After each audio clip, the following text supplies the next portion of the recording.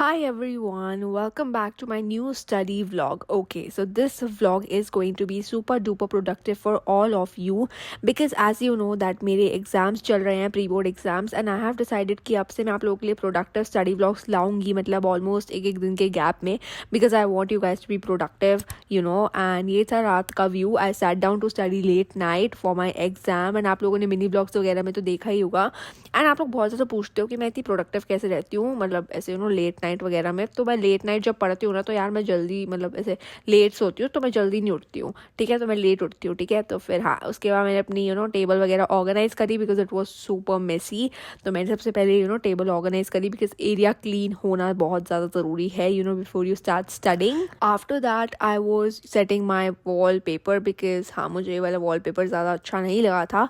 उसके बाद मैंने टाइमर लगाया अपना लाइक 3 आवर्स का बिकॉज सैम्पल पेपर सॉल्व करना प्री बोर्ड एग्जाम से पहले बहुत ज़्यादा इंपॉर्टेंट होता है. और मिनी व्लॉग्स में मैंने ज़्यादा रिकॉर्ड नहीं किया था बिकॉज उसमें रिकॉर्ड करती तो बहुत टाइम चला जाता. तो इसलिए मैंने आप लोग के लिए लॉन्ग वीडियो ही बनाई थी. And you guys are asking me so much कि कौन सा सैम्पल पेपर ले. भाई मैं तो एडुकार्ड के फॉलो कर रही हूँ एज यू नो एंड मैं आपको बेस्ट सजेशंस ही देती हूँ. तो you guys can definitely go for Educards 1. तो मैंने 3 आवर का टाइमर लगाया एंड सबसे पहले मैंने आप लोगों को अनपैक करके भी दिखाया है कि एडुकार्ड के सैम्पल पेपर्स एक्चुअल में कैसे आते हैं.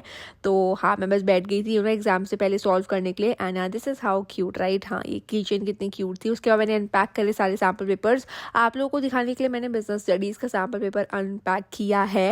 एंड इसके अंदर हमारे पास 2 सेट आते हैं लाइक जो एक्चुअल बोर्ड एग्जाम वाले होते हैं जो कि मोस्ट लाइकली सैम्पल पेपर हैं जो बोर्ड एग्जाम में आ ही सकते हैं. तो भाई इसको प्रैक्टिस करके मैं गई थी मतलब इसमें से मैं एक सेट प्रैक्टिस करके गई थी और उसमें से काफ़ी क्वेश्चंस आए भी थे. लाइक मैं आपको दिखाऊंगी कौन कौन से क्वेश्चंस आए थे वो मैं आप लोगों को आगे के व्लॉग्स में दिखाऊंगी.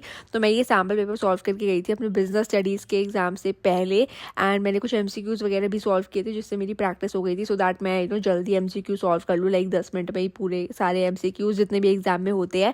तो मैंने वो सब किए थे प्रैक्टिस. एंड आप लोग देख सकते हो लाइक एक हमें बुकलेट मिलती है जिसमें माइंड मैप्स वगैरह होते हैं और इस बुकलेट में ना I think 7 to 8 sample papers है जो बुकलेट के अंदर है. तो आप लोग पूछ रहे थे कि कितने हैं. तो इसमें 10 to 11 है पूरे टोटल में एंड 7 to 8 बुकलेट के अंदर है with mind maps of each chapter so that हम पेपर के पहले रिवाइज कर ले बिकॉज सुबह सुबह बहुत हेक्टिक होता है we are not able to revise every concept. तो आप माइंड मैप्स रिवाइज करोगे तो वो ज़्यादा हेल्पफुल होगा और मैं ये सुबह सुबह करके गई थी रिवाइज. उसके बाद मैंने सॉल्व करा बिजनेस स्टडीज़ का actual paper because business studies के पेपर से पहले ऑब्वियसली प्रैक्टिस करना इज़ रियली वेरी इंपॉर्टेंट.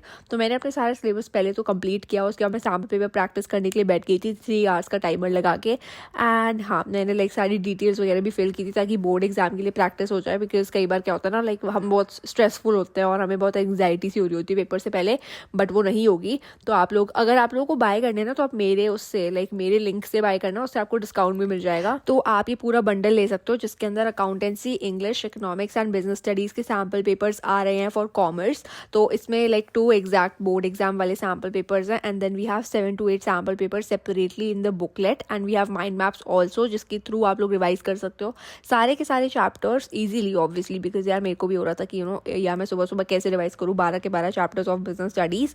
तो it was very helpful for me to revise from this booklet itself. और क्वेश्चंस वगैरह तो मैं प्रैक्टिस करके गई थी सारे के सारे और मैंने इस आंसर शीट में प्रैक्टिस करे तो मुझे ऐसे फील आई कि हाँ I am actually giving paper because क्या होता है ना विंटर्स में we are not able to write properly because इतनी ठंड लग रही है. तो हाँ इसकी वजह से हमारी लाइक हेल्प भी हो जाती है ऐसे मतलब हेल्प नहीं basically we are getting some motivation like जब भी हम लोग सॉल्व करते हैं तो उससे मोटिवेशन मिल जाती है after solving the question paper exactly like we solve it in the classroom. तो जो हमारा एग्जाम हॉल होता है नॉट क्लास रूम.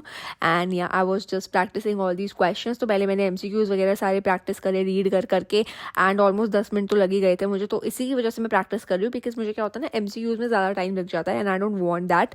एंड मैं हमेशा लाइक 30 मिनट्स पहले ट्राई करती हूँ कि मैं सारा पेपर कर लूँ एंड देन MCQs में लास्ट के 30 मिनट्स में सॉल्व करती हूँ. तो I want my speed to be कि मैं 20 मिनट्स या 10 to 15 मिनट्स में ही सॉल्व कर लूँ सारे MCQs बिकॉज MCQs बहुत ही ज़्यादा इंपॉर्टेंट है अच्छे से सॉल्व करना बिकॉज एग्जाम में वो 20 मार्क्स के आते हैं. एंड या I was just solving all these question papers. And हाँ तो आप देख सकते हो मेरी आंसर राइटिंग की चीज़. और आगे के क्वेश्चन मतलब आगे के जो व्लॉग्स वगैरह होंगे उसमें मैं आपको ये भी दिखाऊंगी कि मैं आंसर कैसे लिखती हूँ बिकॉज आप लोगों को बहुत ज़्यादा टिप्स चाहिए होती है आंसर राइटिंग के लिए. तो this is how I right MCQ वाले आंसर्स एंड मैं बस सॉल्व कर ही रही थी. एंड मैंने इतना ही व्लॉग करा यार बिजनेस स्टडीज़ के पेपर के पहले बिकॉज मैं ज़्यादा व्लॉग नहीं कर पाई. तो अभी आप आगे के व्लॉग्स वगैरह देखना लिंक मैं डिस्क्रिप्शन बॉक्स में दे रही हूँ इन सैम्पल पेपर्स का. एंड आप लोग जल्दी से ऑर्डर करो मुझे कॉमेंट सेक्शन में बता देना कि अगर आपने ऑर्डर करे हैं या नहीं करे हैं. जल्दी से ऑर्डर कर दो और ये कमेंट कर दो अगर आप यहाँ तक आए हो। ठीक है, बाय बाय क्यूडी।